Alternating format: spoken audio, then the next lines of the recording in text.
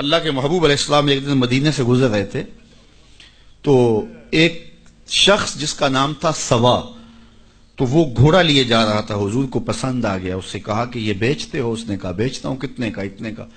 کہا کہ رکو میں اس کی قیمت لے کے آیا اور تمہیں دیتا ہوں۔ کسی نے اس کو رکے ہوئے دیکھا تو پوچھا یہاں کیوں کھڑے ہو؟ اس نے کہا مسلمانوں کے نبی سے اس گھوڑے کا سودا ہو گیا ہے تو وہ قیمت لینے گئے ہیں۔ اس نے کہا مجھے زیادہ پیسوں سے دے دو، تو اس نے کہا میں تو یار سودا کر چکا ہوں۔ اس نے کہا کہ کوئی گواہ تھا؟ کہا نہیں۔ کہا مکر جانا۔ اس کو پیسوں کی لالچ آ گئی، اس نے کہا ٹھیک ہے حضور، اتنے میں قیمت لے کے پہنچ گئے۔ تو اس نے کہا میں نے تو آپ سے سودا کوئی نہیں کیا۔ حضور نے کہا ابھی تو سودا ہوا ہے۔ وہ کہنے لگا میں نے سودا کوئی نہیں کیا۔ لوگ بھی اکٹھے ہونے لگے، ہجوم بن گیا۔ اب حضور کہے میں نے گھوڑا خریدا ہے، وہ کہے میں نے بیچا نہیں۔ اب جب لوگوں کا ہجوم بنا تو لوگوں کے ہجوم کا بھی ایک پریشر ہوتا ہے۔ تو اس نے کہا کہ اگر بات لوگوں پہ چلی گئی تو صادق بھی یہ ہیں، امین بھی یہ ہیں، تو لوگ تو انہیں سچا کہیں گے۔ اس نے کہا اچھا مجھے یہ بتائیں کہ جب دو آدمیوں کے مابین یوں نزاع بن جائے تو اس میں تسویہ کی صورت کیا ہوتی ہے آپ کی شریعت میں؟ تو حضور نے فرمایا میری شریعت تو کہتی ہے کہ جو مدعی ہے وہ گواہ لائے، والیمین علی من انکر، جو انکار کرتا ہے وہ قسم دے دے۔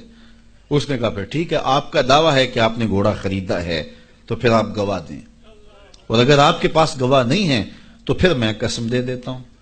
جھوٹ اس نے پہلے بول لیا تھا، قسم دینا اس کے لیے مشکل نہیں تھا، اور اس کو یہ بھی پتا تھا گواہ کوئی نہیں۔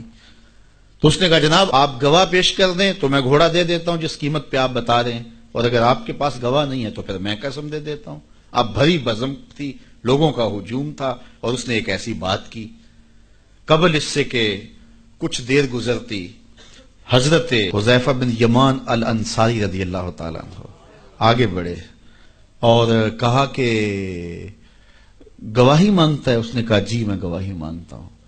تو کہا میں گواہی دیتا ہوں، جتنے میں حضور نے بتایا اتنے میں سودا ہوا ہے اور حضور نے گھوڑا خریدا ہے۔ اس نے کہا جی ٹھیک ہے میرا مطالبہ پورا ہو گیا، گواہی چاہیے تھی، درکار تھی گواہی، وہ گواہی مل گئی۔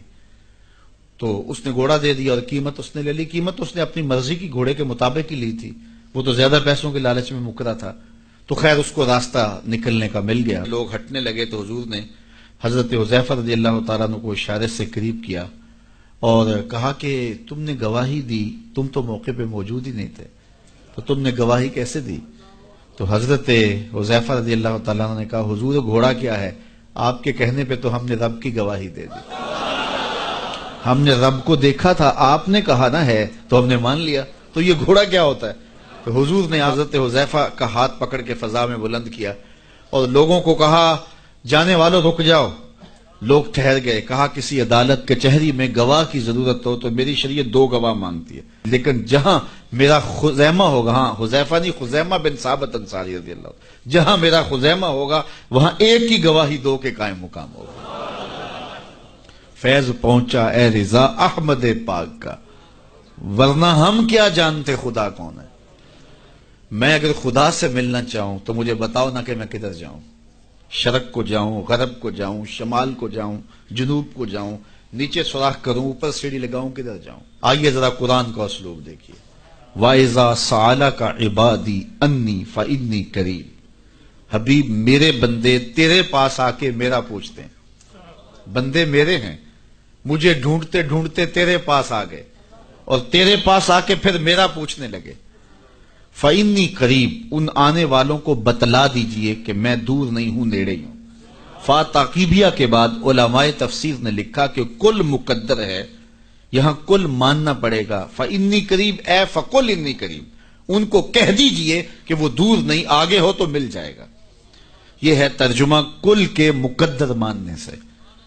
لیکن صوفیہ فرماتے ہیں کل کو مقدر ماننے کی ضرورت ہی کیا ہے، بات ہی سیدھی ہے۔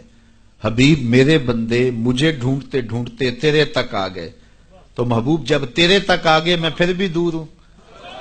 میرے بندے جب مجھے ڈھونڈتے ڈھونڈتے تیرے تک جو آ گئے ہیں تو محبوب تیرے تک آگے ہیں تو میرے تک آگے۔